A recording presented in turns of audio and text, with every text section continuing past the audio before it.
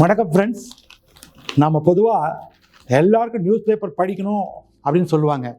நம்ம யூபிஎஸ்சி பண்ண வரும்போதோ அல்லது காம்படிட்டிவ் எக்ஸாமினேஷன் பண்ண வரும்போதோ மிக முக்கியமானது நமக்கு தேவையானது நியூஸ் பேப்பர் ரீடிங். ஏன் நியூஸ் பேப்பர் ரீடிங் பண்ணணும் அப்படிங்கிற அவசியத்தை மட்டும் நான் உங்களுக்கு சொல்கிறேன். எந்த ஒரு சமாச்சாரமும் எந்த ஒரு செய்தியும் பிரிண்ட் மீடியாவில் படிக்கிற மாதிரி நமக்கு ரொம்ப தெளிவானது விஷயம் கிடைக்காது. ரெண்டாவது, ஒரு நியூஸ் படிக்கும்போது இந்த நியூஸ் நாளைக்கு எப்படி டெவலப் ஆகுது, ஹவு எ நியூஸ் எவால்வ்.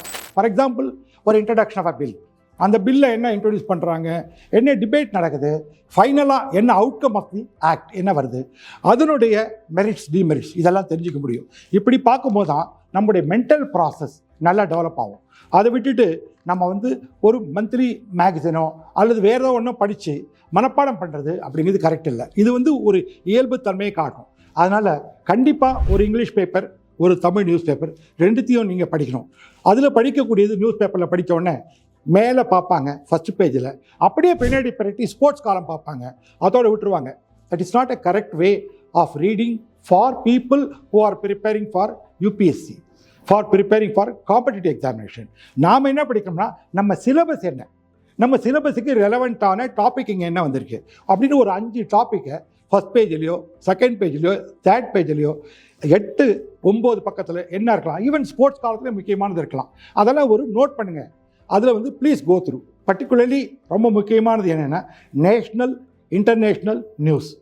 அது என்ன இவால்வ் ஆகிட்டே வரும். அதனால் அதை பற்றி நம்ம படிக்கணும். இன்றைக்கி என்விரான்மெண்ட் பற்றி நிறைய அவேர்னஸ் இருக்கிறதுனாலும் நிறைய கேள்விகள் கேட்கப்படுறதுனாலும் ஜியாகிரஃபி, என்விரான்மெண்ட், பயோடைவர்சிட்டி, இது போல் வரக்கூடிய விஷயங்களெல்லாம் பார்க்கணும். என்ன பண்ணுறாங்க, சஸ்டைனபிலிட்டி, எப்படி ஒரு சஸ்டைனபிள் நேச்சர் எப்படி கொண்டு வரணும், சஸ்டைனபிள் டெவலப்மெண்ட் கோல்ஸ் அச்சீவ் பண்ணுறதுக்கு என்ன பண்ணுறாங்க, இது எல்லாம் நம்ம பார்க்கணும். ஆக சென்டரில் நீங்கள் பார்த்தீங்கன்னா டெஃபினட்டாக ஒவ்வொரு பத்திரிக்கையும் அவங்களுடைய பாயிண்ட் ஆஃப் வியூ, அவங்களுடைய வியூ பாயிண்ட் என்ன அப்படிங்கிறத எடிட்டோரியலில் எழுதுகிறாங்க. Please go through the editorial. கொஞ்சம் கடினமாக இருக்கும் எடிட்டோரியல் படிக்கிறதுங்கிறது. எடிட்டோரியல் படிக்கிறதுல 2 அட்வான்டேஜ் இருக்குது. ஒன்று, புது புது வார்த்தைகள் நம்ம தெரிஞ்சுப்போம், அதனுடைய அர்த்தங்கள் நமக்கு போக போக நிறைய புரிய வரும். ரெண்டாவது, we form our own ideas about the issue. So இதெல்லாம் it will be useful for making your writing your essay. ரெண்டாவது, இதில் கிடைக்கக்கூடிய விவரங்கள் உங்கள் மைண்டை ஸ்ட்ரென்தன் பண்ணும்.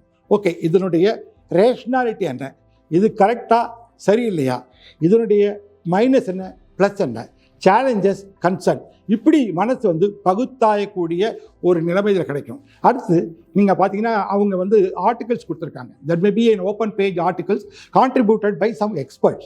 They are all different, coming from different fields, because we may not know, but once they introduce those things, we will definitely get imbibed those ideas. So kindly go through them. That is very important. Suppose it's a finance, somebody good at finance, he talks about it. RBI governor பேசுகிறாரு. அதே மாதிரி ஒரு competition commission of India இன்றைக்கி என்ன பிரச்சனைகளை Google போன்ற tech கிட்ட என்ன ஃபேஸ் பண்ணிட்டுருக்கு, இதெல்லாம் பார்த்தா நம்ம தெரிஞ்சுக்க முடியும்.